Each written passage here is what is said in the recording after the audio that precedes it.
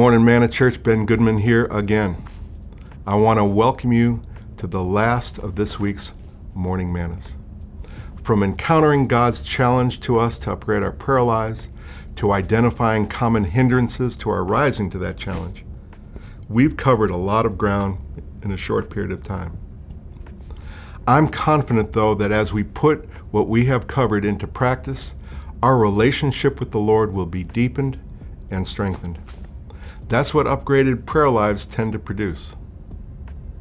I'd like to leave you with just a couple of final thoughts about prayer that I believe are worth mentioning. First, guard against the idea that Jesus is so kind, so gentle, and so patient that he would never challenge you, correct you, or ask you to make sacrifices. Guard against the idea that you can rise to Jesus' challenge without it costing you something. Loving your enemies or forgiving those who hurt you does not come cheaply. Saying no to compromise and yes to holiness, sometimes painful.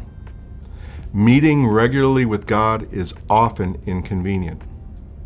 If we don't rise to the challenge to upgrade our prayer lives, Jesus will still love and care for us.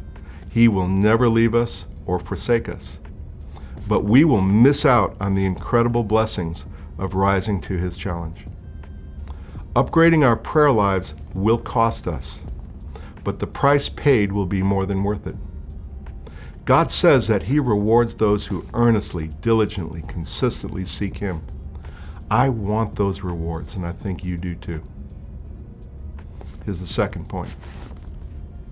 I have frequently told my children that I'll know what they actually value by watching how diligently they pursue what they say they value. I have seen them set their will resolutely on something that they deem important. Even when they encounter hindrances, or even when they're not as successful as they want to be, they persevere because their goal is worth it to them. Upgrading our prayer lives can be like that. If we see it as important, we'll get after it, even if we're not great at it, or we hit some speed bumps along the way. At bottom, it's really a matter of the determination of our will, isn't it? There is a music video put out by a fellow named Jonathan McReynolds. It's entitled Make Room. I encourage you to watch it. You can find it on YouTube. Very impactful. There's a recurring line in that song that goes like this. No, I won't sing it. I find space for what I treasure. I make time for what I want.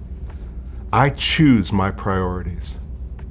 Jesus, you're my number one. Yes, Jesus, you're my number one. So, I will make room for you.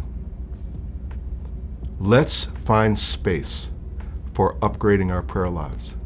Let's make time for upgrading our prayer lives. Let's make our prayer life a high priority. Let's make room for Jesus. Thank you for joining me this week. Hope to see you next time around.